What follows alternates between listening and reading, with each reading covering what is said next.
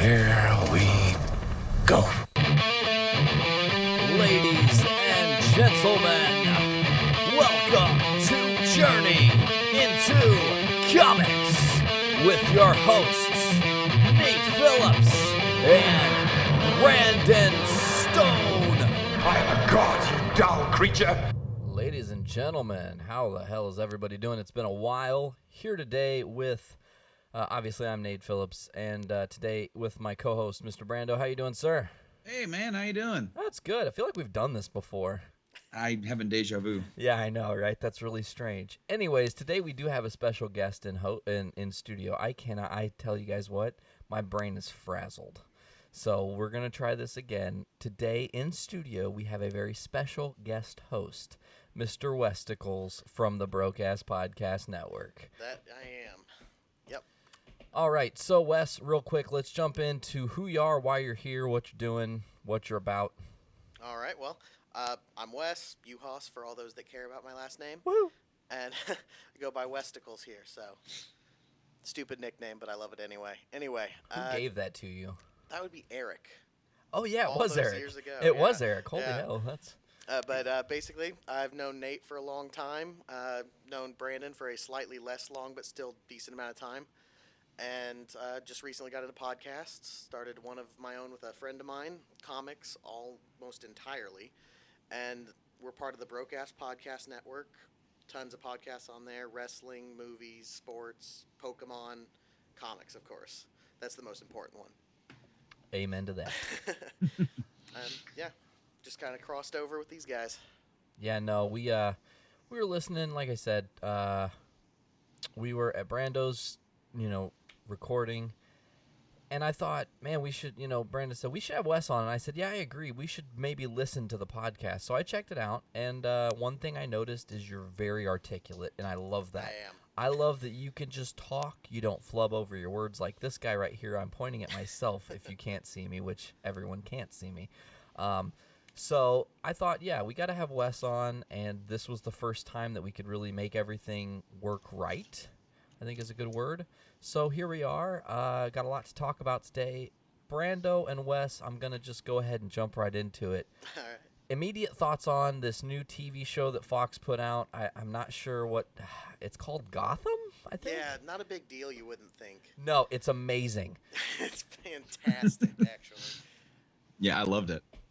Yeah, I was at my buddy Anthony's house the night it premiered, and we downloaded it, and I said, let's watch it, and we watched it, and my immediate reaction was, first things first, it had a dark, old-school, Keaton-esque Burton feel. Yeah.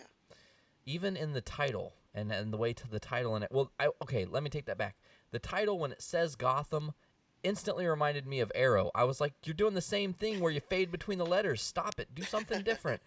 But like when the cast was being, announced on the bottom of who's in the show, I was like, those letters are definitely from '89 Batman for It's sure. pretty much channeling. Yeah, old no, school feel. absolutely. In fact, the way they portray the Penguin almost feels like a build to the Danny DeVito Penguin. Could be, yeah. Not necessarily, but I mean, it just feels like he's in that route. Yeah. So Brandon, when did you get to watch it today? I got to watch it. Yeah, I guess it was today. Really, really early this morning when I got off of work. It was on my DVR for a while. So, and well, I mean, that means it's freshest in your mind. Yes. I just watched it this morning, and I got to say that the first thing that I noticed, yeah, same with you. It had that grit, but it was a new age grit, and I got to ask because I don't recall it saying what's the time frame because they had flip phones. I would say, I think me and Wes were talking about this before we came on air. I want to say it's modern. It's either modern or very close to modern. Like within 10 years, within I'd 10. say. I would have to say I was thinking maybe mid 2000s because they had like flip phones. I say till we see someone pull out a smartphone, I'm gonna say it's just before modern times. Yeah, and they also had like older models of cars too. Yeah, slightly older. Yeah, it's got that feel. I'm looking it up now. But Gotham's not a rich city either, so No, it's could not. also be but that they're just portraying it as slightly behind the times. Yeah. I really did like what they did, and I kind of felt like they were trying to cram a lot into it its pilot, but then again they were trying to let you know, like, you know, the audience, what exactly they're going to be doing and where they're going to be going with it, because they had a lot of cameos. A lot, yeah. But the thing is, the way they put him in, though it was obviously, introducing the character for the series, they left it as such little things. Like Poison Ivy just so happened to be in that apartment. Apparently, Nigma is actually a CSI. Yeah, Mhm. I noticed that too. That was I'm really weird. interested in that. But they're just kind of putting little spins and just kind of introducing them passively. Obviously, if you know, Yeah. they're there and you know who they are. So nowhere does it say the time frame of when this came out, but while scrolling, and I kind of already had a rough idea of this, but apparently the rating was an 8.2. Really? 8.21 million people watched Gotham. Pretty solid. And what day was this on? Your birthday, actually. Hey, by the way, well. Journey into Comics podcast listeners, Monday, the 22nd of September was Brando's birthday, so happy birthday, Brando. Well, thank you so much. And I 8.21 people decided to watch Gotham instead of wish you happy birthday. You know what? The thing is, though, if you think about that, that went up against Monday Night Football.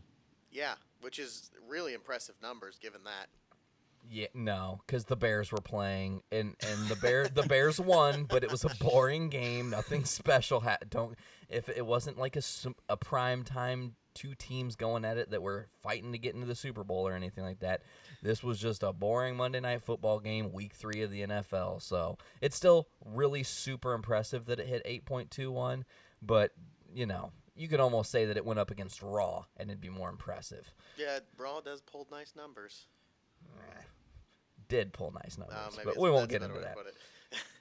So anyways, yeah, the character development so far seems cool in this show. Jim is really solid. Jim is solid. I honestly gonna go out on a limb and say that I think Harvey is partly a part of Falcone's team. Well, it's somewhat obvious, but I look at him as the character he's always been.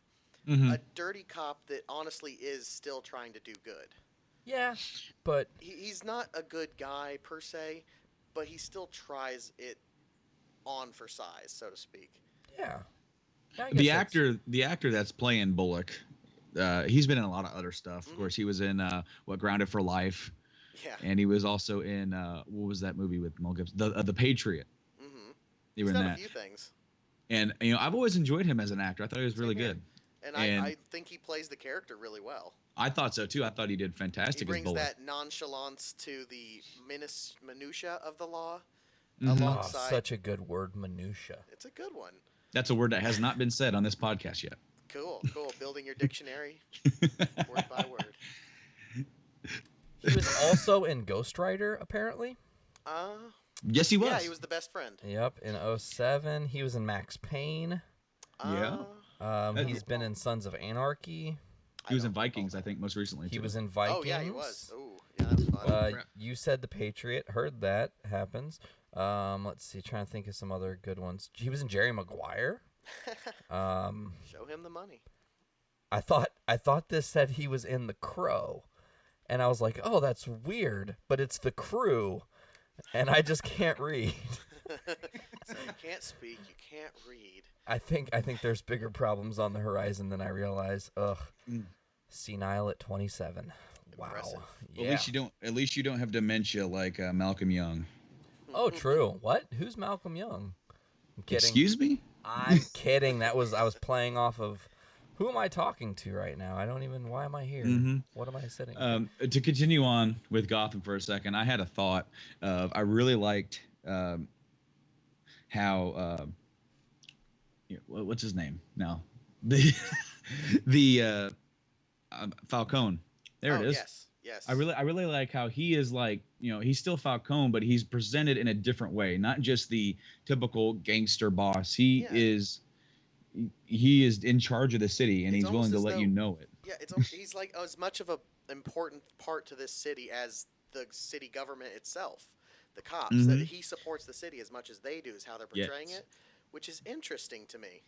I'm really excited to see where exactly they go with that, because Yeah. he is a weird sort of villain ally type of thing. Yeah, it's interesting to see him spin him that way because he's always been this prime gangster kind of character that is. It's important to the origin of Batman, of course, but it's always that he's just random villainous.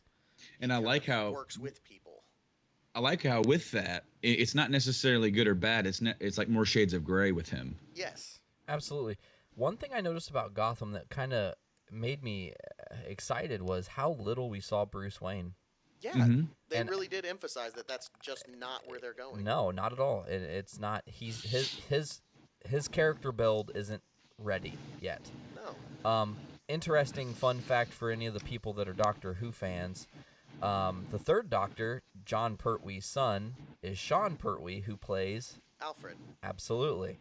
So it's kind of cool to see him on screen, and And he plays a cool Alfred. It looks like he's going very military-esque. He's more likely to hit you than talk you down if you confront his kid. Yeah, very good. He's a tough one, and I like that in Alfred actually. He's not the tough Michael. and wise. Yeah, because Michael Caine was a different breed of Alfred. Yeah, he was the most.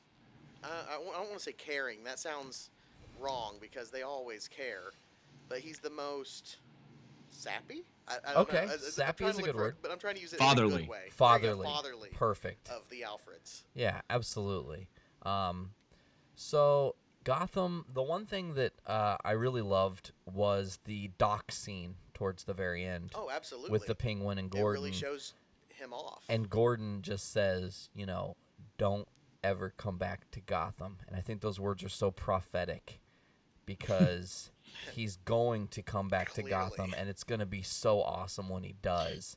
I like how he was not willing to sacrifice who he is. Yeah. Just because he's trying to fit in. He's not going to sacrifice his morals because this city has none. Exactly. One thing I thought was a little bit different is right away, Penguin is a murderer. Oh, absolutely. He just slices dude's throat. He is a gleeful murderer. Just like whatever. Let me eat this sandwich. Yeah, Nom and nom. the I way love he my was sandwiches. Psychotically beating that guy. Oh yeah. In the alley. Oh, he loved it. Yeah, he was definitely into it. Penguin likes his violence. And I cannot wait to see more of the Riddler. I'm intrigued. They portrayed him well, and I want to know where they're going to take him. For sure. So we're on the topic of television shows. Well, actually, I have one more thing. I like it. About Gotham. I like it. Move on. Now, the scene with the stand-up comedian. Yeah. Yeah. Fish Mooney's Club.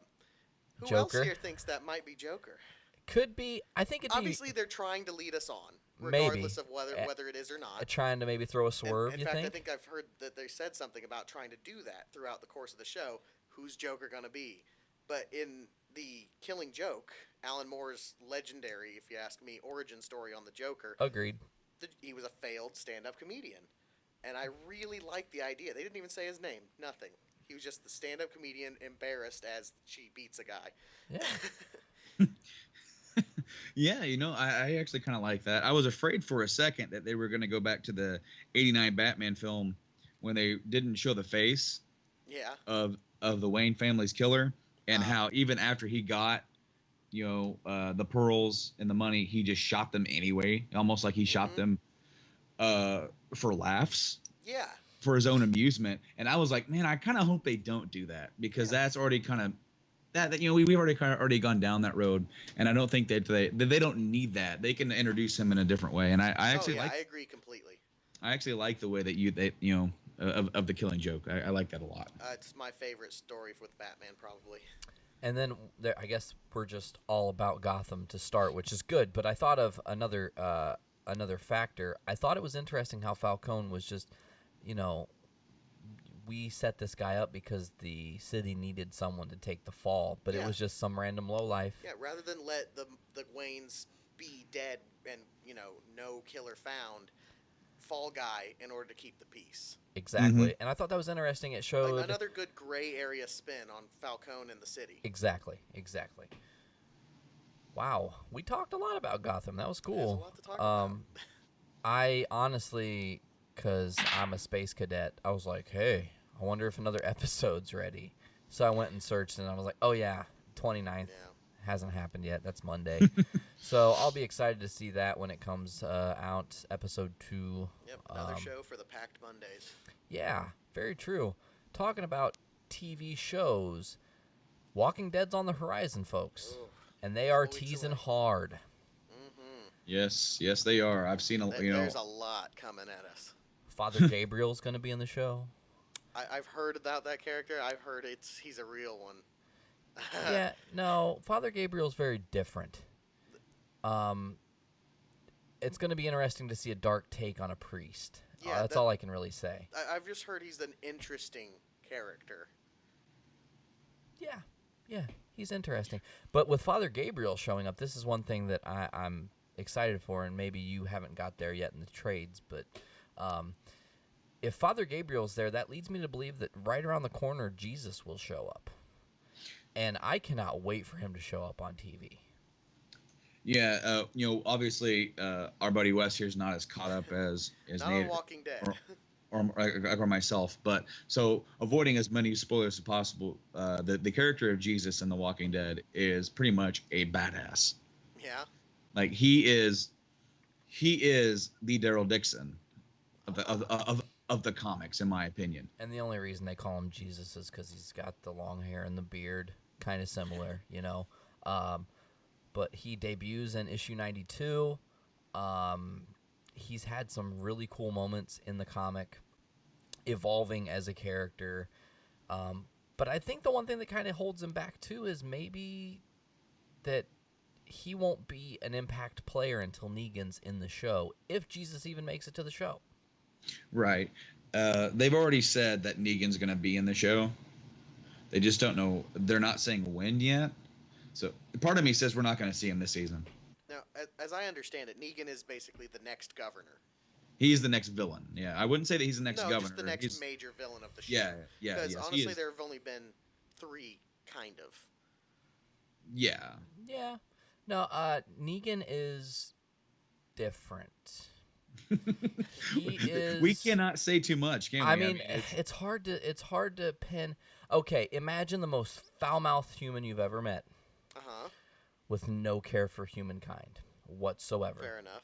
Willing to kill and murder whoever is in his way, regardless of any possible repercussions against himself. Sounds like an awful lot like a villain.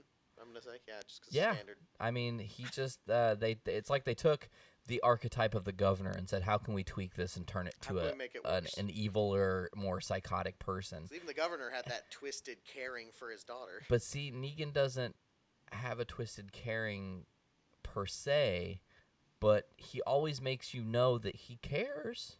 He loves you and he cares about you, but he does not care about you at all, So, Walking Dead, what is it, October 12th, right? It is the 12th. Very wow. excited. So that's like right around the corner. I'm looking forward to. I think they're going to go with the cannibal storyline. Finally, that's my put on it. Is that where what's happening in Terminus? Is the cannibalism? That is what I'm guessing. Sensible. Because they haven't touched it yet. No, and it'll be interesting to see who gets sacrificed. We know it. Wait. Do we know this in the comics? Who gets sacrificed to the cannibals? In the comics, I'm not aware. In the comics, they do a character gets killed there or dies as a result or around that time that is already passed away in the show. Yep. So I don't know who they're going to sacrifice. I actually believe I know who it is, but it's Dale. God, we'll just say it.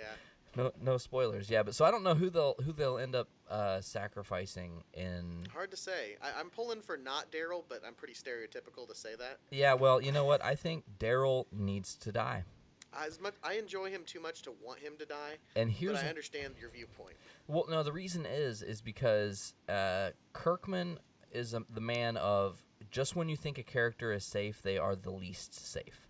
And everybody says, every person I talk to, every housewife, soccer mom, person that comes into a shop or a store that I work at or a place, and we start talking Walking Dead, they go, well, they can't kill Daryl. He's my favorite character and the only reason I watch. That's why they should kill Daryl, to see if you'll keep watching. Because what if they, they can build on a death of a character, especially someone as important as Daryl Dixon. In fact, it's incredibly similar to this, but it's kind of like saying, oh, Game of Thrones, they'll never kill Tyrion. I have no bets on him being safe. So one word about Game of Thrones. I've only seen the first season. I'm not spoiling anything. by No, what I that's said. fine. That's fine. But in only seeing the first season, that is when I knew the Game of Thrones was a no-holds-barred show It's a no- because yeah. Ned That is one way Stark, to put right it. away, I told my Yeah, buddy this main just the other day. character. I was like, they're not going to do that. There's no way someone will swoop in, save the day, everything's excellent. Nope. Chop. The end. So, Just wait till season 3. yeah. So, Brando, what's the spinoff? I know they're doing a spinoff for The Walking Dead. You want to fill people in with that, man? Well, I just read this kind of before we came on the air. Sweet. But an article came out, and they were talking about that they are going to be casting for The Walking Dead, and they've already have, looks like it's going to be a little bit more family focused. They said with 5 of the 6 characters belonging to like a family, 2 different families. Very familiar characters. Yeah, and they already have character names. That really doesn't mean much because there's no one here from the comic or anything. It's an entirely new idea. Maybe we'll see some characters from the comic, or maybe from like other Walking Dead media, like the video game from That'd be Telltale. excellent. It'd be cool. Oh! Speaking of video game, there was a guy, I can't think of his name, but he just got cast in The Walking Dead. I'll look it up right now. Oh, apparently I hit the codec button. Oh, well, little Whoops. Snake! Okay, so I'm looking it up now, but this guy got cast in The Walking Dead, and they think this is actually going to be the first character who was in the video game that they're going to be putting on TV that doesn't belong to the comic series at Interesting. all. It's crazy how each thing The Walking Dead does has its own characters that are not a part of the rest. Tyler James Williams added to The Walking Dead, and his name is going to be Noah, who might be a part of the Walking Dead Survival Instinct game as Noah Cruz. That. Oh. So he might be. I mean, the character they say is very similar. Let's see. It Since that game says technically took place in the TV universe, it wouldn't be surprising. To No, have him not show at all. up, I guess. There's actually a character in the first Telltale game. I cannot remember her name for the life of me, but she was the one who, with Lee, was trapped with Lee and her father in the meat locker. Oh, that. is that Lily? Lily. Yeah, that's it. Lily is actually in the comic, and she's the one who Really? kills the governor, in the comic. Yep. Interesting. I don't remember that. It is I actually the haven't same reread character, I would since say. I've been watching The Walking Dead. I haven't reread the comics, so I don't know. Okay, I want to say that is the same character because she takes off in the game in like the RV, and then you never see her Yeah. again. And then in the comic, she's a part of the governor's She meets crew, up with and Woodbury. when they, and then when they kind of like pounce on the prison, and I think she freaks out about saying that she shot Lori, and Lori had the baby. Oh yeah, that was much more brutal than on the show. I think Brando. Did you just get a text? Yeah. I thought so. I was like, I didn't wondering. push the button this time. I swear. I did push this one though.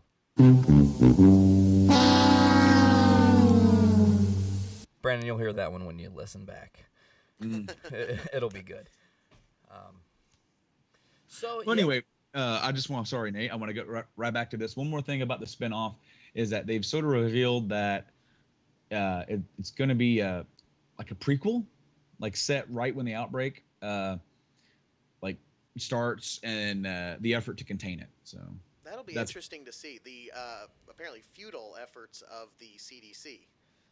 yeah, like we only saw parts of that in flashbacks. Yeah, in like a little first bit or of second season. flashbacks and the failed center in Georgia.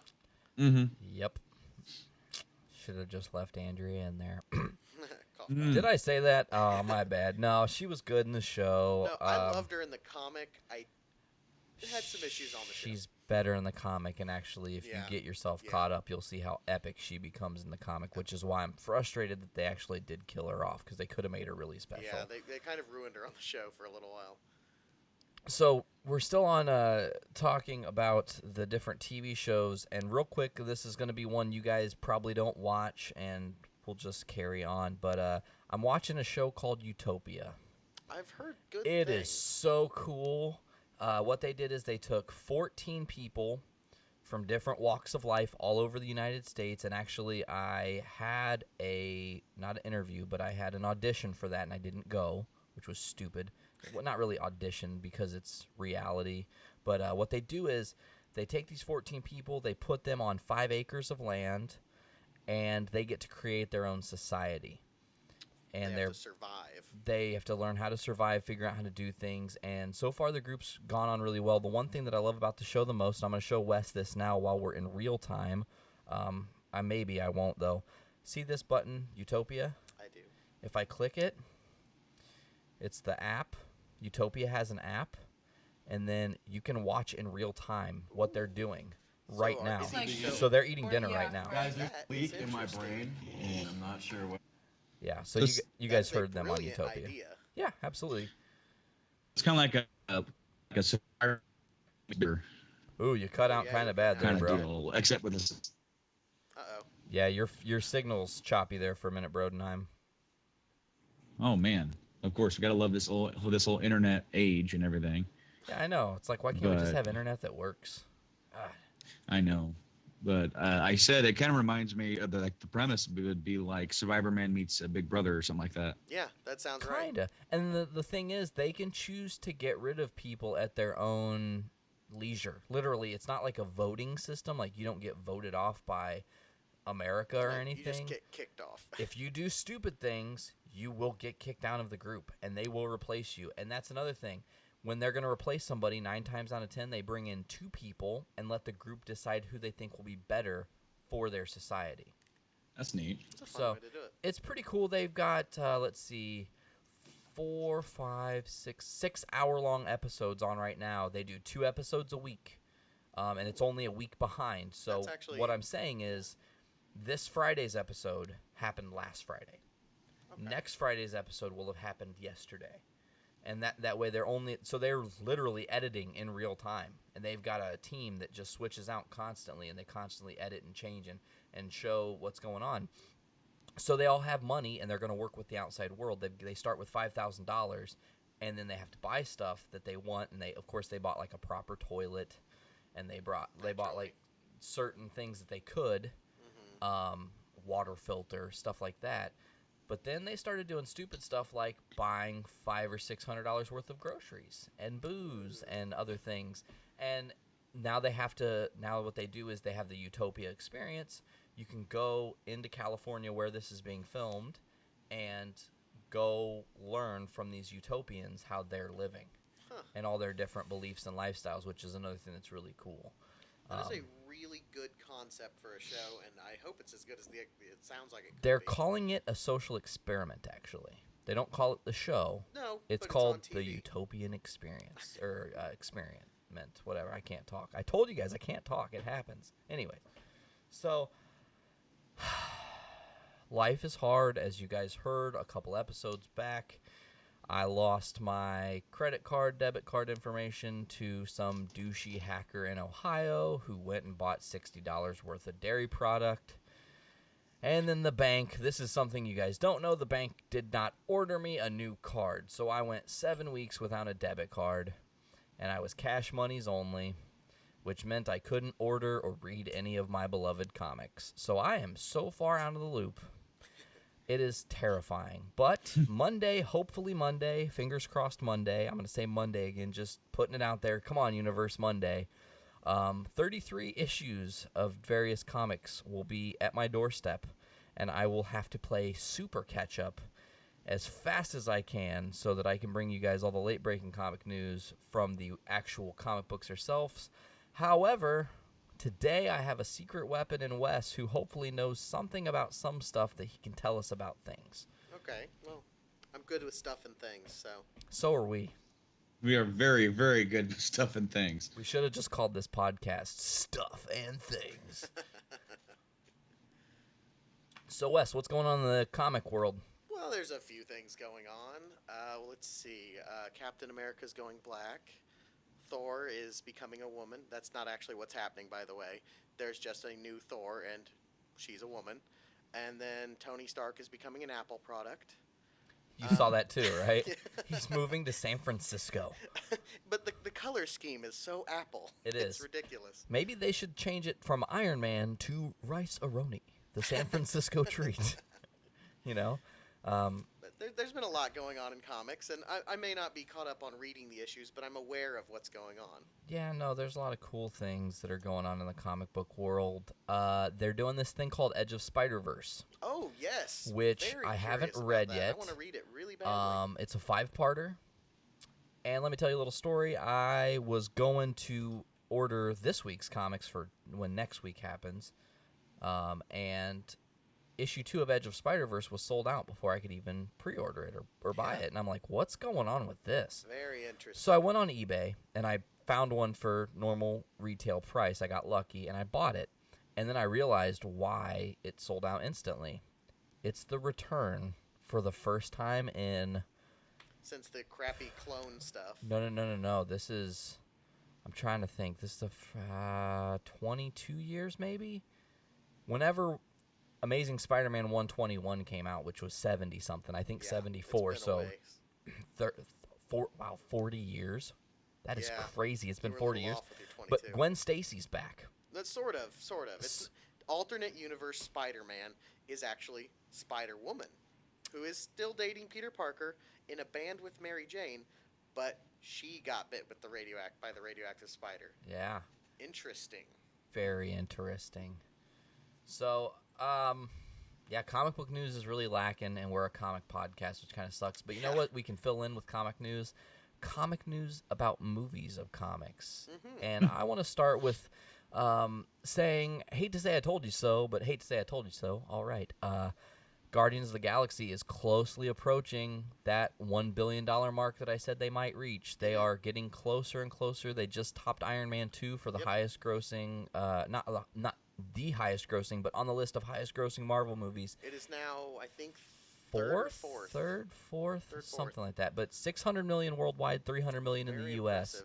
impressive. It's nice to know that they can spend something so relatively small in comics into a huge worldwide blockbuster. I mean, people said Proof that the right touch can make anything good. James and I Gunn. shouldn't even say anything good because it already was. It's just that the translation was epic. Yeah, it was our generation's Star Wars in the weirdest It way. actually really channeled old school Star Wars, but in a modern sense. It's what the prequel trilogy should have felt like. Yeah. Prequel trilogy stuff and things.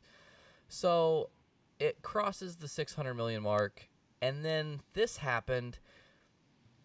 The soundtrack for Guardians of the Galaxy crossed the 500,000 mark in sales, as far as 500,000 units of the soundtrack have been sold, which is pretty impressive considering they're all old songs. Yeah, it's really impressive that they were able to take it and just spin a whole best-selling album out of old hits.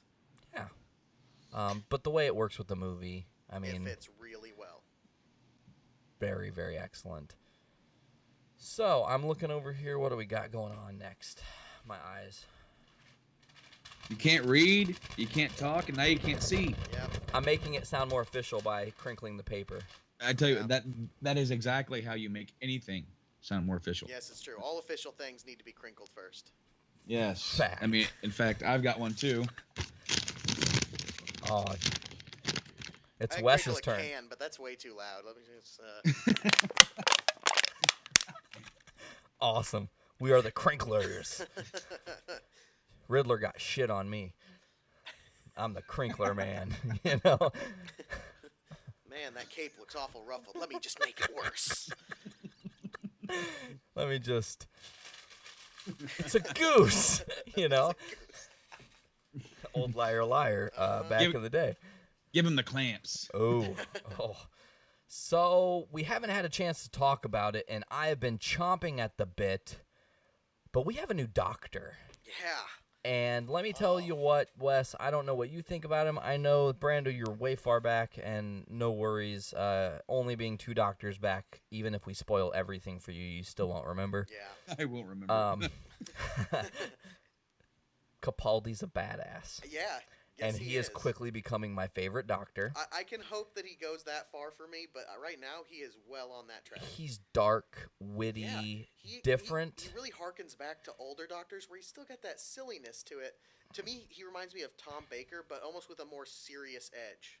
Yeah, and because Tom Baker would go there, which is Fourth Doctor for everyone else. Fourth Doctor, he was dark-ish, but he brought the silly elements to the Doctor too. All the time. I mean, he Jelly was. Belly? Yeah, absolutely.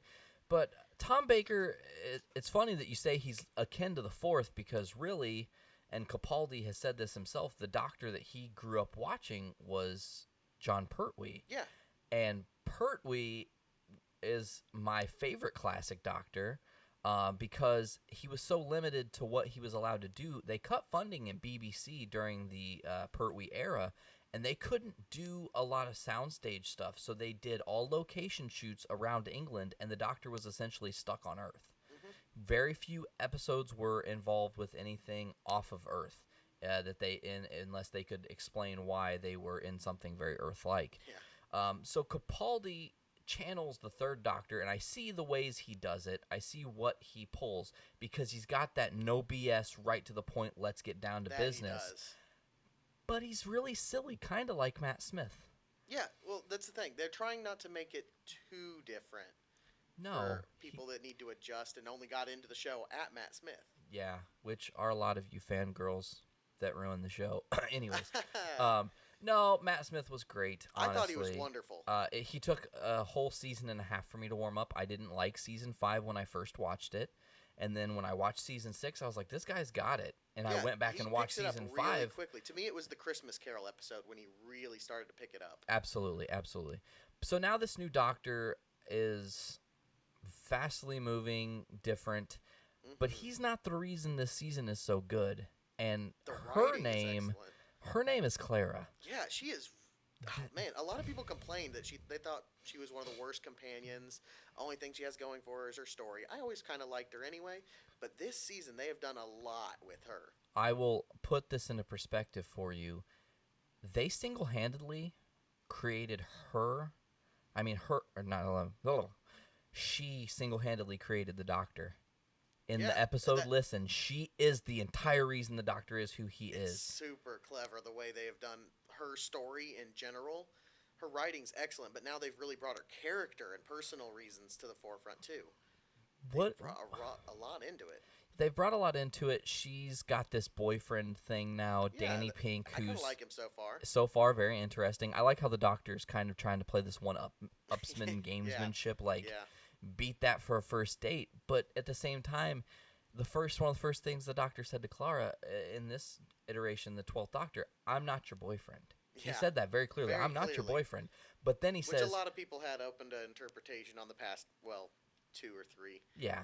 But a couple things. I loved Deep Breath. I thought that was a very clever episode. Yes. Kinning all the way back to season 2 with the Clockworkmen, and these being more advanced versions. Into the Dalek was such a clever episode. Really interesting. Going back and instead of the story being the Doctor fighting a Dalek from the outside and all this. Literally the other way around. Then rediscovering the Daleks in general. Yeah, absolutely. They almost reinvented the wheel on a Dalek. Yeah, really, they did. I liked the antibodies in that episode. They were really clever. Listen was, so far in my opinion, the best episode, and there were no real monsters. Yeah, it was the most interesting episode of Who in a long time because it channeled a really creepy vibe, the whole episode. And it was all about development, and there was no real villain.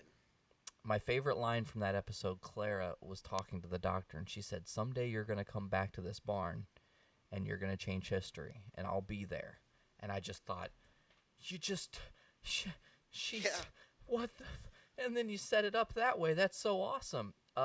Time Heist I also really did enjoy because, again, very clever. Yeah. They said, we're going to have a time heist. Your memory's wiped. This is why you're doing it. Or this is, where you're going to break in. Here's all the tools you need, but you don't know why. And then you find out the Doctor set the whole thing up. Yeah, it was to crazy. Save a species. It was really awesome because it really harkened back to, British crime comedies. That's what I consider them, like Lock, Stock, Two Smoking Barrels, where they have this team and all the tools at their hands, and then they just have to go ahead and try to pull it off. Yeah. So, new Doctor Who has been meeting my expectations for sure. Definitely. I would say even exceeding in some small ways. I would like to see where it goes from here. When I was listening to the trailers and everything, there was one voice I heard that I'm hoping is real and they weren't swerving us. But they had Davros's voice in one of those trailers. And if he is not the final villain... Oh, what's up with heaven? I don't know yet. That People is an die. intriguing concept. Only when people die do they go to heaven, and that she's only been in the first 2 episodes. Yeah, just the first Oh two. my God, we forgot a whole mentioned. episode. Yeah, I know. Robots of Sherwood. I just thought about it. It was the Brando.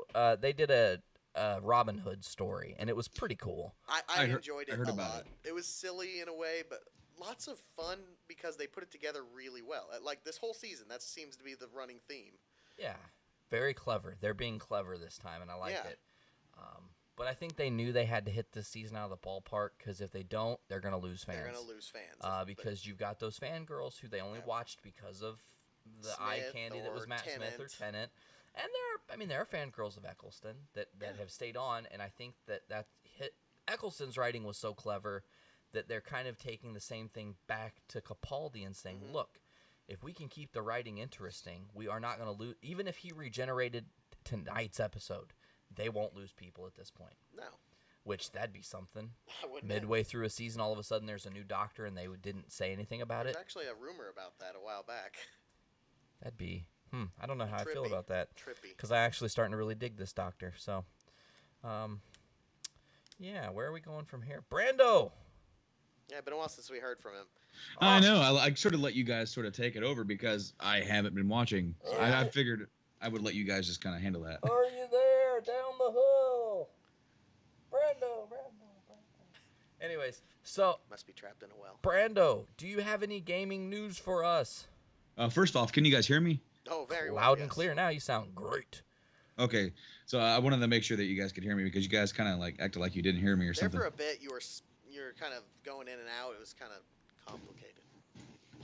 I was having some sort of like connection issue sometimes while you guys were talking about Who, and I had one point where I kind of cut out for like 5 seconds.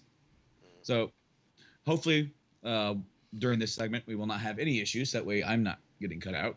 Yeah, that would be unfortunate. As far as like gaming news, was it last week we had Tokyo Game Show? Oh yes, it was quite big. It was, and there was quite a few things that were shown that were not shown at E3. Quite, we saw more Metal Gear Solid 5. Oh, absolutely. Still haven't seen it. Ooh, Excited. cannot wait. I'm really excited to see where they go. This is with every Metal Gear, they keep trying to push the envelope with for every main entry anyway. You know what I mean? Yes. And so this one, they're going into the open world realm, which it kind of seemed like It's a little daunting. a little bit. Yes, what I'm afraid of from what I've saw is that it's going to be so open world. There's going to be so many places to go, and there's not going to be enough to fill it. Yeah, that I'm concerned about because the Metal Gear games have always been very streamlined. 3 felt a little loose in how much room you had to move through it, but for the most part, they're very single line games. Yeah. Straightforward. So it will be really interesting to have one that's open. I'm really looking forward to it. The change of voice actors didn't bug me as much as I thought it was. After playing Ground Zeroes, it wasn't too jarring. Jack Bauer does an excellent job. Yeah, I thought it was just fine. What else from that? I had one other thing because we saw more of Quiet, the female sniper, which a lot of people were uproaring about early on. That too promiscuous. Okay, fill me in because you guys lost me at female sniper. Oh, if you see a scantily clad woman in slight camo, like she wouldn't really blend into anything. She's got a lot showing for being the camoed sniper. Is this the End's granddaughter? Who knows? Honestly, I know she's gone through some shit. Yeah, and it kind of seemed like she had some sort of like superpower, like teleport. Something. And either she's got some kind of a digital, like how Snake had the suit in 4. She has Mhm. something going on where she can actually change the pigmentation of her skin or something like that, because her eyes black over, like you'd see on a actual Spec Ops. I can't think of the term, Spec Ops soldier, Spec Ops something. Where how they black over the eyes to help prevent the eyes from being seen. She can Yeah. do that at will. Oh, that's cool. Yeah. She's interesting. She's going to be a part of Big Boss's group. Yes, which is building nicely. Yes, I'm really happy to see Ocelot taking a nice forefront for this too. I was just getting ready to go to Ocelot. I think he is going to be the most interesting character of the entire thing because, to be completely honest, I consider him probably the most interesting character of the series. I agree with you 100% because it's almost like he is the protagonist throughout the entire series. You can't have Batman without a Joker. You cannot. And in the end, it's so clever. Just to briefly ramble on about the glories of Metal Gear, he is such an interestingly complex villain, which even when you don't think he has anything to do with it, he has everything to do with it. He is like the essential spy where if he's working for you, you have no idea that he's actually working against you. Sometimes it's even more that, you think you've got him working for you. What you don't realize is you are doing everything for him. Mm-hmm. Very resourceful, very clever, quintessential spy character. Oh, yes. And I'm really excited to see where they go with him. Of course, he has a new voice as well. Mm-hmm. He's a good friend of ours. We've heard quite a lot from him here lately. I cannot remember his name. I'm going to have to look it up real quick. But I do believe, I don't want to be wrong here, DB, because I do believe that he has been a voice in one of my favorite games last year. Which was? Well, I'm not going to tell you until I'm really certain that I'm not wrong here. Okay, well, Brando, real quick while you're looking that up, I'll throw this out there.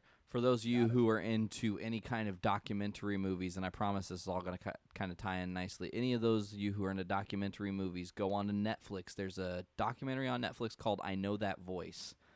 It's about voice actors, and it is amazing. They've got Nolan North is on there. He'd have to be. The dude who plays Bender is the guy who wrote the movie and interviewed all his friends, John DiMaggio, who Bender, he plays Bender. He plays a lot. Marcus Phoenix.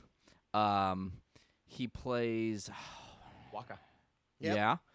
And then he plays something else, and I can't remember what. Adventure Time. Yes. There you Jake go. the dog. He's Jake the dog. And then the guy that does Finn for Adventure Time is SpongeBob. Yep.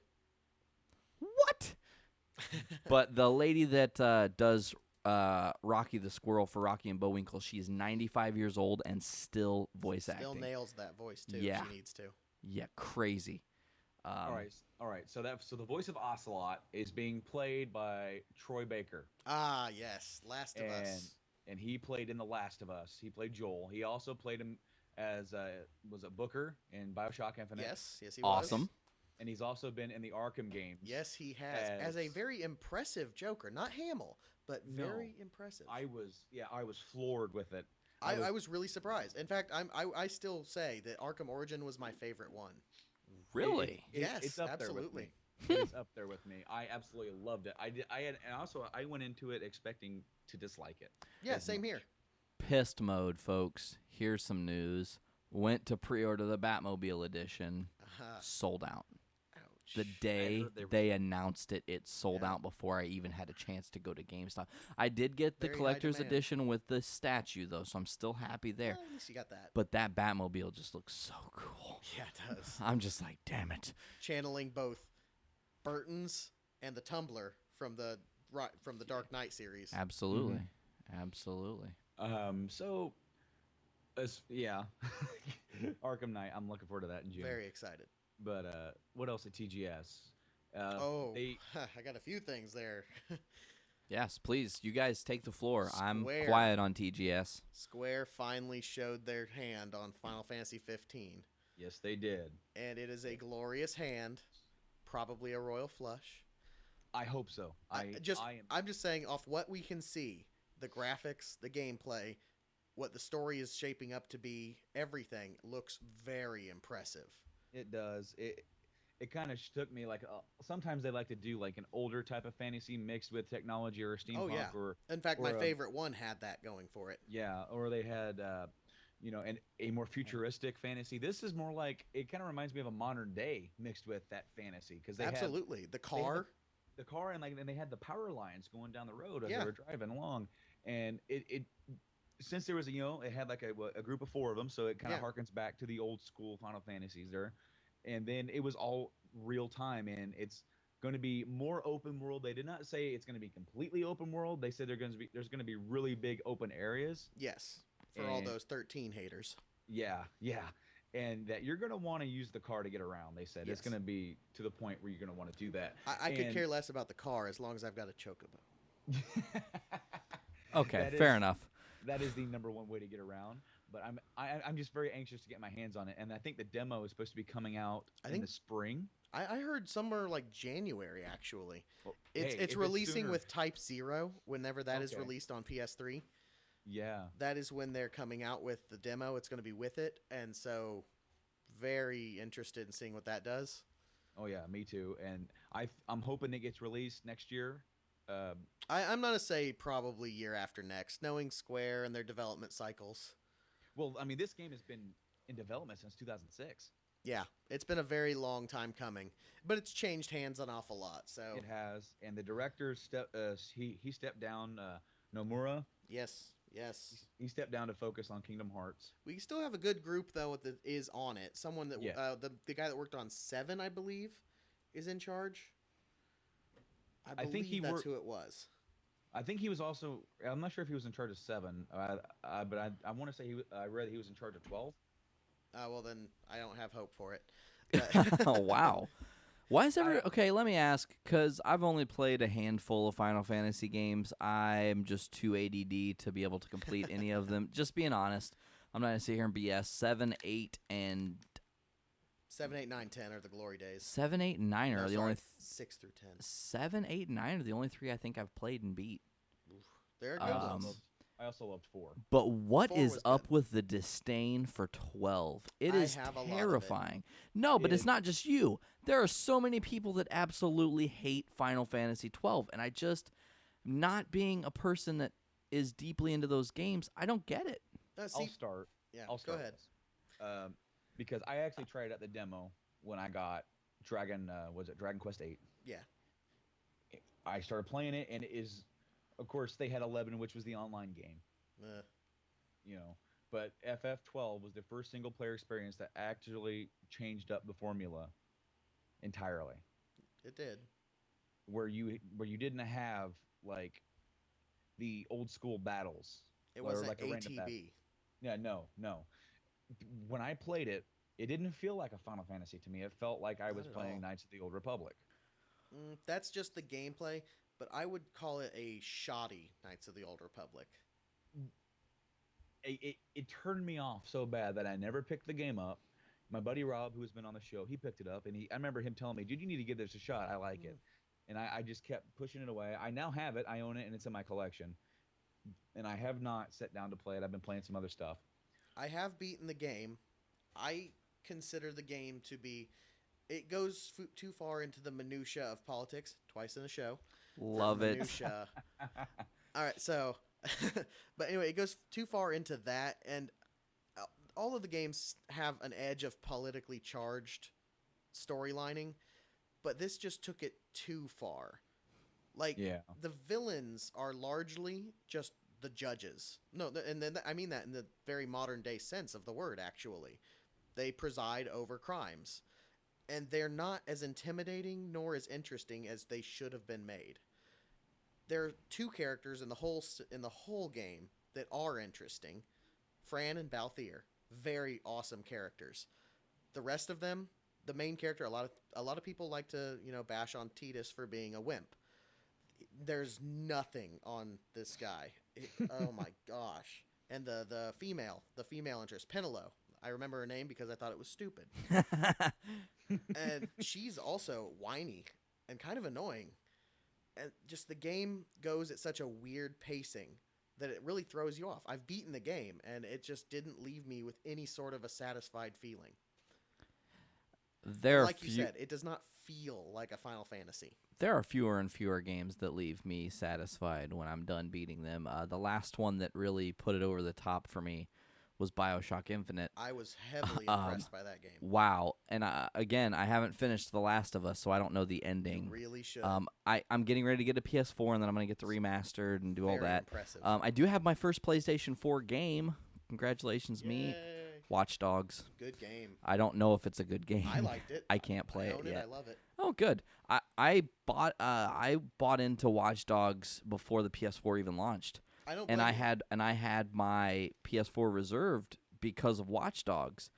Me too. Day they announced that they were pushing Watch Dogs back, I canceled my pre-order. Yep. I didn't actually pick my PS4 up until Infamous Second Son came out. Oh, That's what sold me. I mean, I wasn't going to pick it up just because it was the new system. I waited for something I was genuinely going to get. Infamous. Yeah, Such a great Infamous, series. I had to get it. I didn't cancel my pre-order, but I actually canceled my pre-order on Watch Dogs Mm-hmm. and moved it to I think Black Flag was what was out. Which was That was an the excellent game. It was, but it was the only other game that was going to be out at launch that I Yes. had cared to play or even thought about playing. But I didn't even pick it up when it came out, and I still haven't. Partially because I've been taking this year to build up my retro gaming collection. So Mhm. my pickups of modern games has definitely fallen back because I have not picked up Watch Dogs or Destiny. I haven't picked up Destiny yet. I've heard so many mixed things about Destiny that even though I'm getting the PlayStation 4 White Bundle Destiny edition, I might trade Destiny in and not ever play it. I don't recommend doing that. You should at least try it. I was in the beta, Okay. and I really enjoyed the beta. Okay. I will say the gameplay is like an excellent mix of Borderlands, Call of Duty, and Halo. I like two of the three. I would say no. I mean, I know Call of Duty's not really the one. I don't like Call of Duty either, but I can't deny the gameplay refinement for the shooting mechanics. Oh, similar to the shooting. What it, Okay. That's what it calls back to, and you Okay. got the sprint button. It just has a similar setup. Wait, is the sprint control-wise. is the sprint button black or white? Haha, it's a trick question. Old That school is. Xbox. Yeah, I Sprint know, was right? black, I think, on Halo 1. It was. I believe that's right. Yeah. No, black was switch grenades. Black was switch grenades. White was Yes. sprint. Okay. Yes. That's my life. Life of a former gamer turned comic nerd going back to games. And going Wes. senile. I am going senile. Wes, Brando, I think we should have Wes up for the if you can find a way to not be at work. I think you should come up for the October 18th show. I think it'd be a lot of fun. That would be excellent. What day of the week is that? Because I need to be filled in on that. It's a part. Saturday? I don't Yeah, work yeah. Saturdays. Oh, I don't. well, there you go. It's a Saturday. We'll see. You didn't tell him where he's going to be. Because you said just come up, but you didn't tell where up was. Oh yeah, up could be several locations. Oh, up is my home. okay. We're I going thought to maybe. be spending the evening at the home. I would like that. Yeah, you can visit Sarah. She said hi, by the way, to both of you. I'll shout out on the podcast. Hi, Sarah. Hello, Sarah. She won't listen. I know, but still, it's out there. It's in She the does. public. I'll tell her. 57 minutes into the podcast. Listen. Just say hi. Just listen to this second. Just 3 seconds. It's not that long. Shut up. But we're gonna do some game hunting, some comic hunting in the Excellent, daytime. excellent. Maybe do a couple rounds of Cards Against Humanity. Oh, I have some games I could contribute Um, tonight if you like. Speaking of games, my buddy Anthony, shout out Anthony, is getting me this game called Super Fight. Never Do heard of you it. know of Super Fight, Brando? No, I do not. Wes is shaking his head like no. Let me tell you guys what Super Fight is. It's a card game very similar to Cards Against Humanity. However, here's how the game works. There are white cards. White cards have people's names. George Bush, Indiana Jones, Bill Clinton. That's just a couple examples. Black cards have scenarios. Trapped in a hamster ball with a sledgehammer. Things of that nature. You draw a random 2 cards. Your opponents draw a random 2 cards, and then you talk and discuss about who would win the fight I like that. between the people. So it's like George Bush in a hamster ball versus Princess Leia with a sledgehammer. Well, I This think is George good. W. Bush could technically win with a hamster ball because he's probably got a wicked arm. Yeah. You know? I mean, so I'm excited to try that game. Skybound sells out of it daily. They can't even keep it in stock. That so sounds even like a really good even plan. if you order it today, you probably won't get it till Christmas. Wow. Yeah, so pretty gnarly. Back to our regularly scheduled Brando. On my list of things we were going to talk about, how about Silent Hills at Huh. Tokyo Game That Show? was coming next. Oh, I am so jacked. Okay, so we talked about on the last podcast. We played through the PT demo. Very when Nate interesting. came down. And they had an actual trailer for TGF. Yeah, that concept trailer. Mm-hmm. And it Twisted. was very interesting. Very. Like where they had like the was it a ball rolling? Yeah. And then it turned into a head. Yeah. The concept was incredibly well put together, and that creepy one-armed thing in the hallway. Yes. Ooh. This game. I was already sold the moment I heard Hideo Kojima and Guillermo del Toro. That was all I needed to hear. And then they put Norman Reedus on top Why of it, and you were not? just like, ugh. Excellent protagonist choice. Yeah. But two of my favorite people in like media, I'm gonna say, Hideo Kojima is a brilliant man of game design, proportions, and writing. Excellent. He's excellent. And then Guillermo del Toro, horror enthusiast and expert creature designer. What more could you ask for a combo effect on Silent Hill? I have to agree. Now, recent rumors have come out that the game is going to be episodic. I did So- hear something like that. Again, rumors is what you said there. Look at my face right now, Wes. This is not a happy face. I hope it's not episodic. I can live with it. Episodic doesn't really bother me. You know, as I've said before, when we have episodic stuff, I pretty much wait until it all comes out Same That's here. how I would do it too. because I don't like the wait. Me neither. And then I hope that once it comes out, it sees a physical release because I they can't also imagine announced, it wouldn't. yeah, they also announced that Resident Evil Revelations 2 is going to be episodic as well. I'm actually very interested in that game since the first one was actually very good. Yes, It's yes, the I best played Resident demo. Evil since 4. Yes, I played the demo of it. I don't actually own it, but I liked what I played. I haven't picked it up yet. It's not down to my price range yet for it being Yeah, I used. understand. So I definitely try. I want to pick it up on 3DS because it was its original. Yeah, and there's platform. definitely some unique features that you could take advantage of on that. Yeah, but I'm definitely excited. Claire's back. Claire Redfield is Yes, back, and Barry Burton's daughter. which gives me hope Oh. that the man himself. That would be Barry excellent. Burton. Actually, I believe he's dead in continuity. Not that When that did he- not that that means he is. Like, when did that happen though? Because I did not play 6. The books. Yep. The books. The books. It was not within game, but as I understand it, Barry Burton is dead. Huh. Which book did he die in? 'Cause I have all of them. I think there's one called Deadly Revelations. I cannot Well, then there's I new cannot ones. verbatim that at all. And I haven't actually read the book. I only know of it from an aficionado of the series. Okay, because they actually had a book series that had books based on the games, and then it had Yes. in between them it had the like original stories Yes. that the author did, and I believe that they were all done by S.D. Perry, and I have all of those that were released up until 0.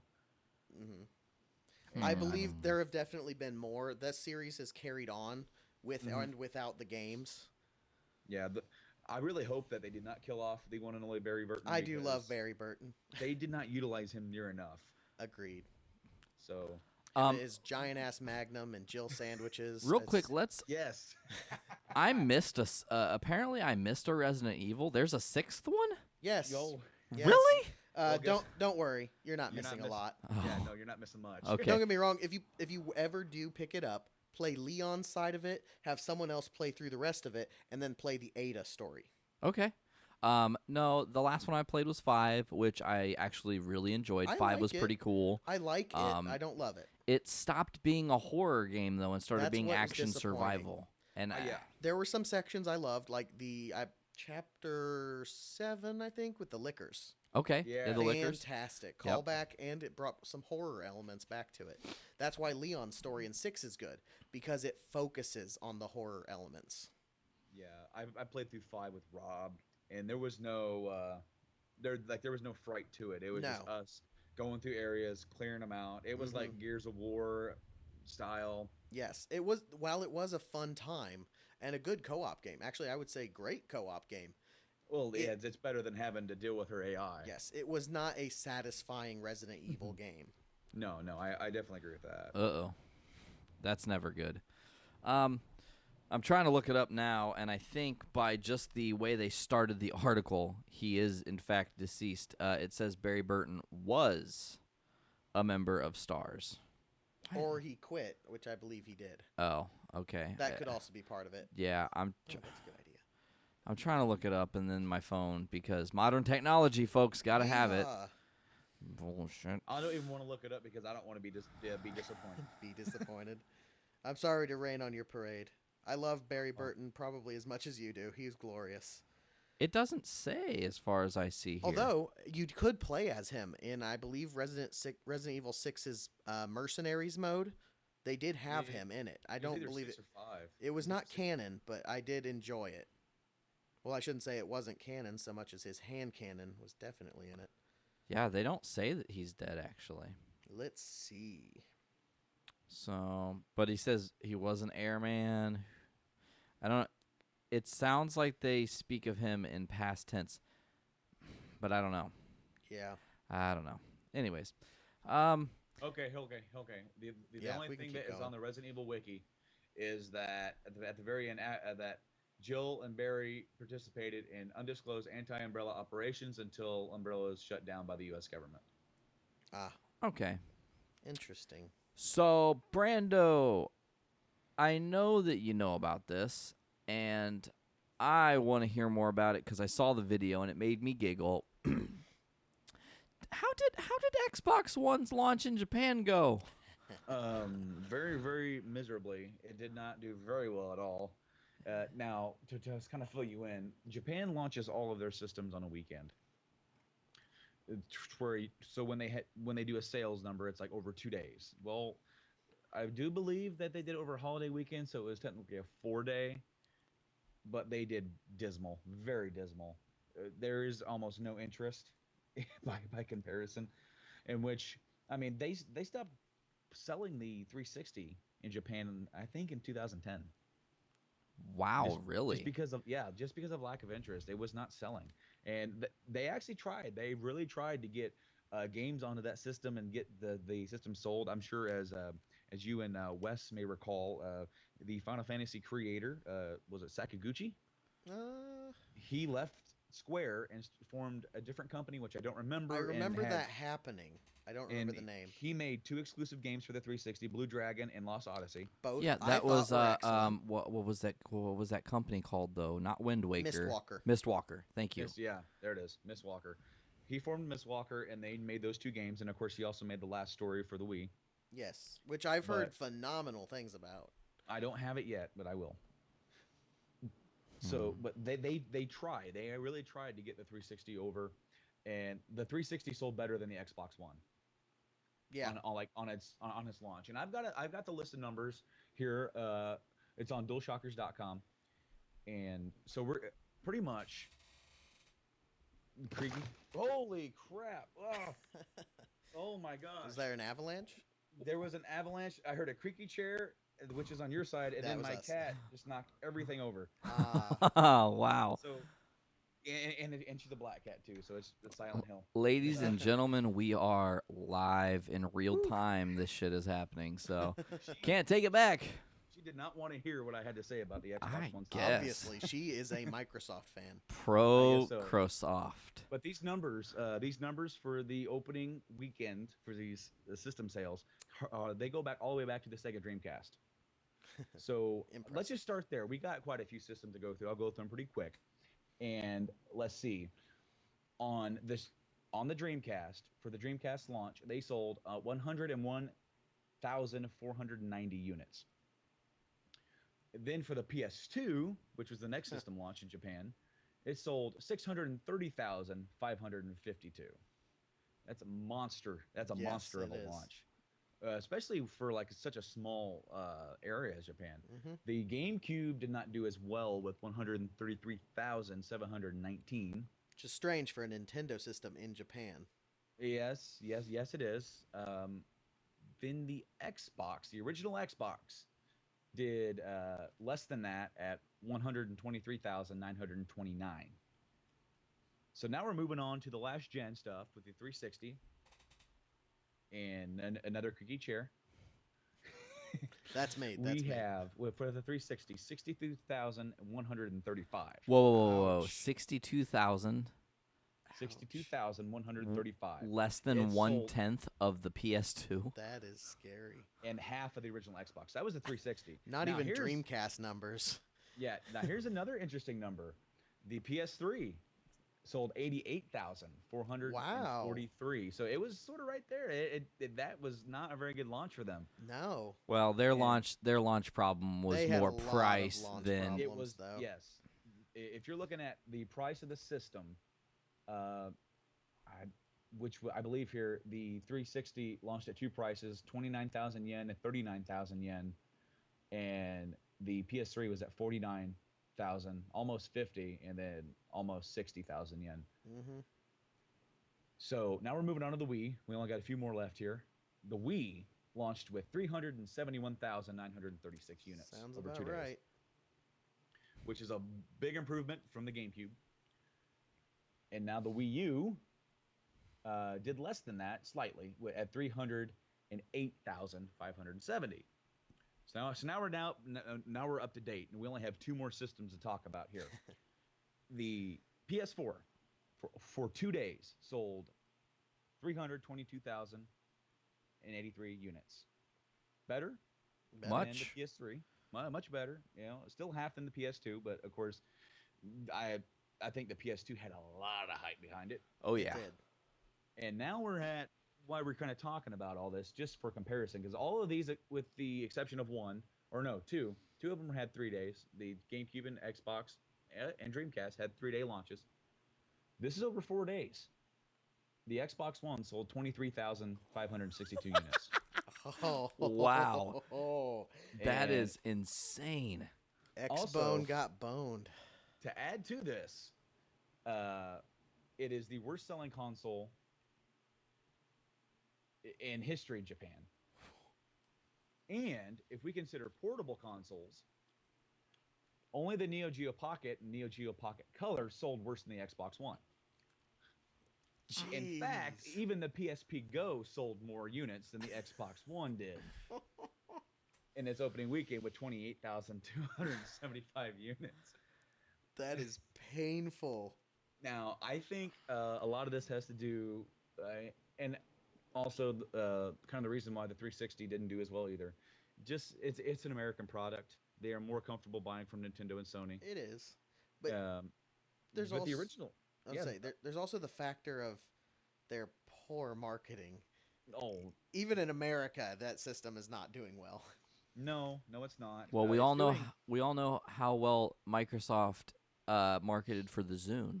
Yeah, that And in my opinion, Zune is tenfold better than any iPod anything. is. However, you can't keep making something if no one knows about why it's good and it has a stupid name. So I don't know. I'm not sure if you're talking about Zune or Xbox One there. Oh, both. Both. But that's what I was going to say. Now, I will give Phil Spencer, the guy who is now in charge of the Xbox division, I will give him credit because he's trying to turn things around. Trying. And get the games. Yeah. The only problem is, I think they need to make games that people want to buy. Yes, they do. Just for that system. Not games that are going to eventually go to PC. Yeah. Not games that are going to be timed exclusive like Tomb Mhm. Raider. I mean, I've got a legit question. yeah. When New Gen was coming out and everybody was hyping it, I remember that they said there was going to be a new Killer Instinct. Where's the new Killer Instinct? It's out. It's released. download only. It's a download only. Yeah. It is free for the Xbox One, and I believe one character is free, and then you have to buy the rest individually. But they've got like the full package sale too, I think they do. which yeah. is like And then I wanted to I want to say say 30. I don't know. they were going to come out with a digital, not digital. I'm sorry, a physical release, but I haven't seen it. Yeah. See, if it comes down to brass tacks, and I've said it a million times, I don't want digital. I want the physical copy. I agree. Yeah, that's why the same thing as I said about the whole episodic stuff. I want them physically. I did buy the first season of The Walking Dead digitally, and that's because I ended up getting the first episode for free somehow, and then I got a sale on them on PS Plus, and ended up just picking up the rest. That's what I did.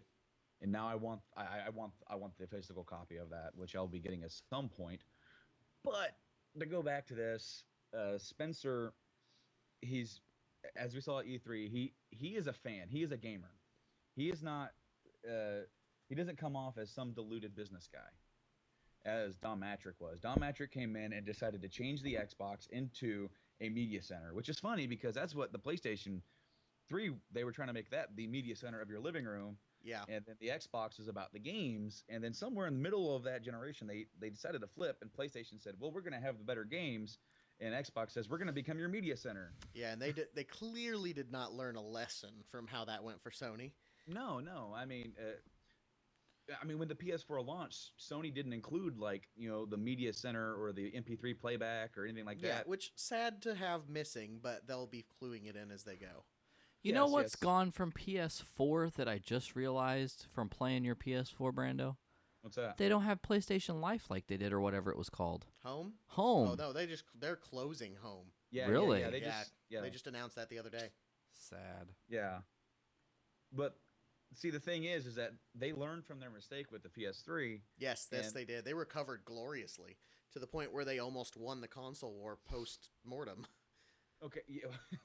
See, the funny thing is, and I said this on another episode of the podcast, I want to say, is that way back when during the 360 days, when they were like kicking ass, they somebody said, in their opinion, or it's been noted, that the first system to reach 10 million sales wins the war for that generation. And I don't think that the same people would think that now for No, Xbox. not anymore. Because the shoe's definitely on the other foot, and Sony has reached that in less than a year. Yeah. Sony put on boxing gloves and has not stopped swinging No. at Microsoft's head. It's true. It all started. I mean, I wouldn't say started. It became very public when they did that little video for E3.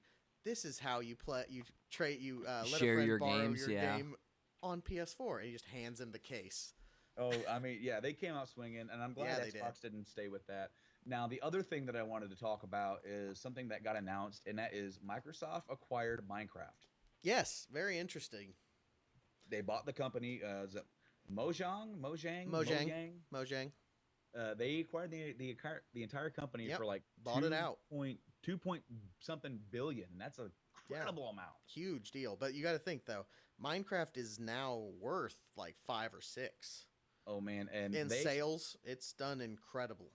they expect to break even by July of next year. Yeah. That's With what the they've said. sales, that game continues to pull. With the constant updates, changing it up, and people getting interested in it with just the pop culture aspect. Mm-hmm. It's Now- huge. Another cool thing is that they're going to keep it going for all the other systems. They're not going to Yes, make it they exclusive. are not to the Xbox exclusive. brand. Not for this Minecraft. My Yes. thoughts are Minecraft 2, Xbox One only. Until it goes to PC, which I got to keep Yeah, saying it'll that. probably be on PC as well, but I got to keep saying that because that actually bugs me. Dead Rising, Rise Son of Rome, and they have the developers for Sunset Overdrive have said, well, a PC version's not in our immediate future. yeah. But they didn't say no, and that makes This me is think true. that they're going to do it. My argument for that is that you cannot find Uncharted on a PC. No. Fact. You can't find a God of War or a Last of Us on the PC, or Gran Turismo if you like that, Or any Gears. other. Yeah, okay, Gears yeah, of War. That's a Microsoft example, the only one I can think of. exactly. Wait, Gears Now- ended up later, didn't they end up on PC? The first one, Not right? To my knowledge. It can be checked. Yeah, let's check this As out. far as I I'm got it, aware, I got it. no. Oh, Brando's got it. I'm putting my phone down. I don't want to touch my phone. So while you guys are looking this up, something else was announced maybe this week, maybe last week, that I thought was pretty cool. The Super Smash Brothers Wii U bundle with the GameCube controller With a and with not just refurbished, newly made. newly made controller. GameCube controller and a special port for your Wii U. Brandon, you were correct. PC. Yes. It does have a PC release, or at least Yes, the it first does. one does. Yeah, that I didn't see the other ones yet, but I looked on Amazon and it does. You are correct. And I don't see the other ones, but I think, yeah, that's kind of what I was thinking. I've never seen anyone play it on PC. I've never seen it on the Steam market. No. It's just You I won't. didn't see it. No. So Wii U. Oh, and then there was another thing I heard, and I don't remember if this was U.S. Maybe someone can fact check this for me, but they are releasing a Wii U Fatal Frame. Oh, that is actually confirmed. Yes. And is it they are U.S. though? releasing it. I don't know when the release will be. But they have said Yes, U.S. it is too. Oh, confirmed. that's awesome. They Finally. said a U.S. release? Not set a release date, but they did say. Because, see, there was a Fatal Yes. Frame that came out for the Wii, but it was Yes. exclusive to Japan. Yes. It was like Under the Full Moon or something. I don't remember what it was called. Something like that. But It was So, a very you know, underdog game that really didn't do well as far as I understand really quick here, because really quick, guys. I didn't, I just want to throw this at you. What do you guys think of the new 3DS? Oh, as someone who only bought my 3DS XL last year, the glorious Zelda one, I am mildly disappointed, but seeing what Nintendo's done over the years with the DS, I'm not surprised. And I'm only disappointed because I didn't wait long enough to drop my money for it. And again, bought I mine, love it. the year before last. Yeah. I think this my will only be issue- the interim model, kind of like the DSi was. I forgot about the DSi. My only issue with it, to be honest with you, is the simple fact that we now are going to have a different precedent for the games, because there are going to be games that you can only play on the new 3DS, like the new they're porting Xenoblade Chronicles from the Wii. And bringing that, and you're not going to be able to play that on the 3DSs that we already own. They actually did do that with the DSi. There just were not that many of them. No. There were only a few of them. Now, and something else that I heard is that, like, say, like the newer games, or it's not going to be, they're not going to be compatible with the Circle Pad Pro. So if you bought that, yeah. Well, they do make up for that having the C stick button thing. yeah, Which I'm curious as to how that's going to be. I really do functionally. hope.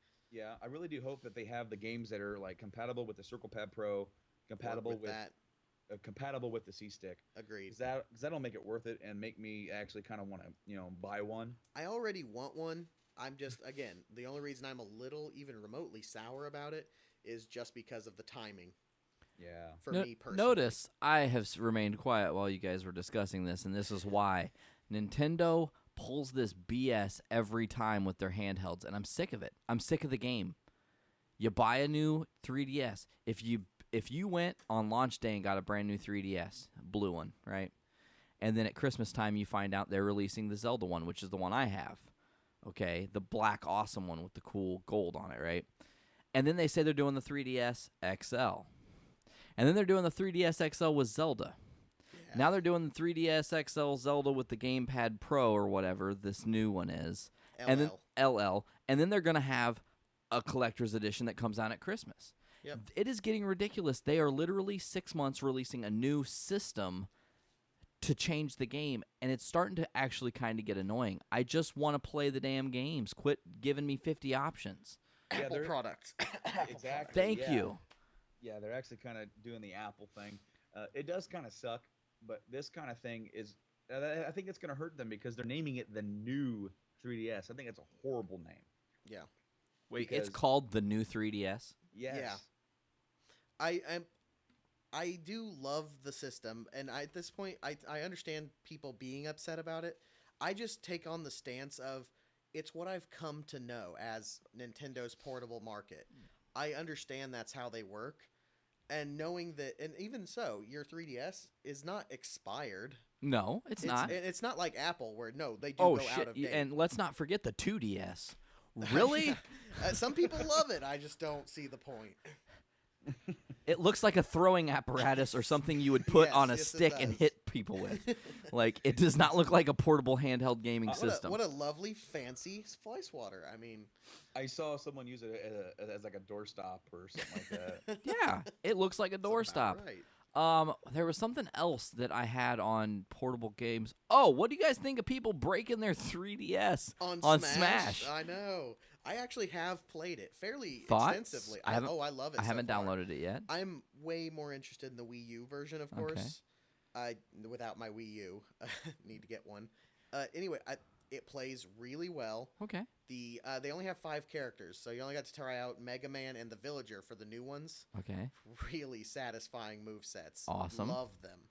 It's Awesome. not a Is lot Mega to the Man a demo. Wii U as well? Yeah. Awesome. They both of those are complete crossover characters. Actually, I believe all characters are not are. There, both I systems. thought they had 2 for each that were exclusive though, or did they change that? So I believe all characters are combined. Okay. I don't. I know there are stages that are not.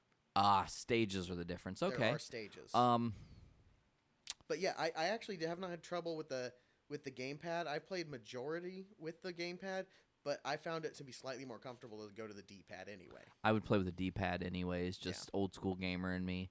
There's a little bit of news here. I am 1 circuit away from 3-starring every single race in Mario Kart 8. Wow. And here's this is my little telltale story of the day. I was playing it on Thursday. It's the Rainbow Cup, or not the Rainbow Cup, the last cup for the new courses, and it's the cloud level, and then you go to this like desert pirate level, and then it's the new Bowser's Castle and the new Rainbow Road. Bomb all 3 of the first ones. Just I do amazing. Perfect, flawless. No one touches me. I'm always in the lead by a great distance. Get to the last one. I'm doing the exact same thing. Literally, probably 20 yards of game space before the finish line, I got hit with 1 red shell, which caused me to fall off the map. Then, as I'm coming back on the map, a blue shell hit me, and I lost. Ugh. I finished dead last. That is impressive. What? It's like it knew I was ready to win and said, not today. No. Yeah. I'm changing this on you. Here's a blue shell. Enjoy it. Yeah. So, but speaking of Mario Kart, we've got DLC coming. Yes. November, Yes. we're going to have Thank the you, Link Nintendo, pack. for jumping on the DLC bandwagon. Finally, we're going to get to have Link in Mario Kart. Very exciting. They announced another one too. Was it Pac-Man? No. No. It is the you have your Legend of Zelda DLC and then your Animal Crossing That's what it DLC. is, yes. Which if you bought them both at the same time for $11.99, you got free different Shy Guy colors, 9 different new colors for Shy Guy, 9 different new colors for Yoshi. Fun. And you can also get new carts that are Mercedes-Benz carts, which is weird, but they're that's free. weird, but cool. But it was a free package deal that Yeah. they came up with Mercedes, to have in the game. I'm really looking forward to 16 new tracks. 16 new tracks for $12. It's like a whole That's new actually pretty game excellent. for $12, and I could not pass that up. However, screw you marketing people at Nintendo. I get home from work. I see my little blue light on the Wii U pad flashing. What's this? I click on it. It says, new cart stuff. Awesome. So I buy it, and then I get into the game, and it's not out yet. It in fine print says pre-order, that I have successfully pre-ordered it, and that all content will be released by 2015. And I'm like, are you kidding me? Wow. Nowhere does it say that it's a That's pre-order. dirty. It just says new carts, new characters. Link is on the thing, new tracks, and I'm like, oh my gosh, this is what I've been waiting for. And then they, pulled the rug out from under me. Painful. Very painful. We're on the verge of wrapping this episode up, I think. Do we have any final thoughts we want to add for today? Not much. Honestly, I really enjoyed this episode. I really enjoyed having Wes on. We covered a lot of stuff. Me too. Wes, do you like being on our podcast? I do, in fact. Brando, do we want Wes always on our podcast? I'll tell you what, it'd be cool to have him on. Or in as much of a capacity as he's allowed to be, because we do a lot of True. Sundays, and I know your work doesn't allow for Yes. Sundays. It's You tricky. know what? Yeah. I'd love to have Wes on a regular basis. I will enjoy doing this again, I believe. Cool. Did you do the ice bucket challenge? I didn't. I bought my way out of it. You bought your way out of it. Okay. Good for you. I got challenged and then bought my way out of it by donating. Yeah, good call. I feel like I did my part, so I'm happy with Either it. way, awareness has been raised. It's Yes. good. Man. So this was episode 12, Journey into Comics. Check back in next week for part 2 of this 2-parter. Really quick before we go, I want to tell you guys that we have an awesome October lined up where we're going to have an episode available to you guys every Monday. Yeah, man, it's going to be cool. We've got some really special things planned. You're coming up for a special Studio C, we'll call it. Studio C. The official comic studio in an all-new house. It's so weird, man. Like I said, the roommate moved out, and the whole house is ours now. So we were cramming Sarah and I's stuff in 3 rooms of the house. There are 7 rooms in this house now available to us. Wow. So my comic room moved. I have a very nice little official room that closes, and I can be closed off to the world, as to where before it was a hall area where people were walking through all the time, and I didn't feel right at home so much.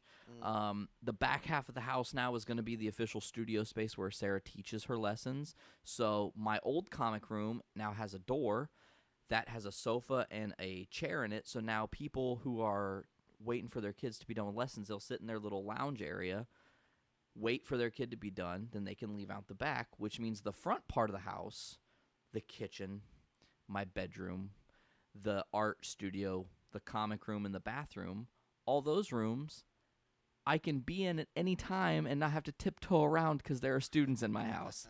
I'm so excited. So you guys are going to really have a really fun experience coming and checking it out. Brandon, when we go off air here in a second, I have to remember to tell you, just say NES games, and we'll go from there. All right. One more thing. I want to remind you guys to check us out on Facebook, Instagram, and YouTube. I put up a gaming pickups video on YouTube a few weeks back. I got another video that I'm hoping to shoot tomorrow, maybe. So hopefully I'll have another one coming up. And then we're also going to be shooting some videos when I meet up with Nate again. So please check that out and subscribe to that.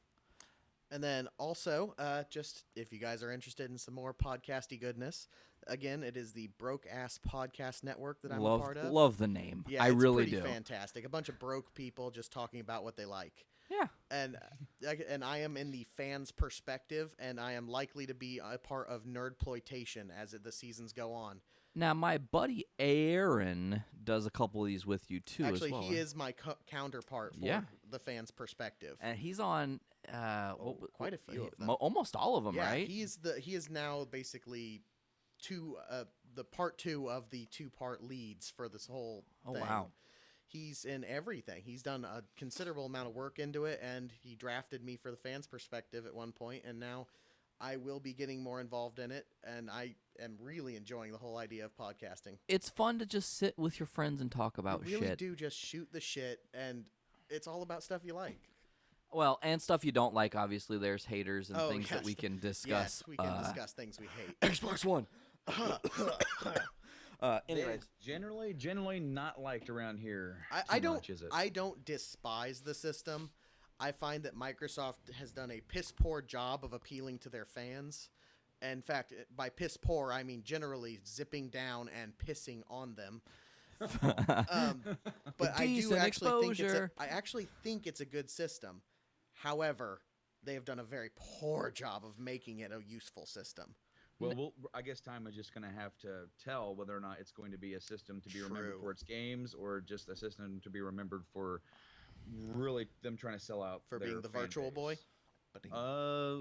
So far it's more successful than the Virtual Boy. Only So, by at a least little. Yeah, I know. Yeah, it's got that. But you know what? I think it's time to wrap this one up, Yep. guys, and take a break here. Hope you guys check us out on all of our stuff. Check out Wes's stuff, our stuff. And I think that's right about it, guys. Yeah, Sums this it up. was episode 12. I'm Nate Phillips.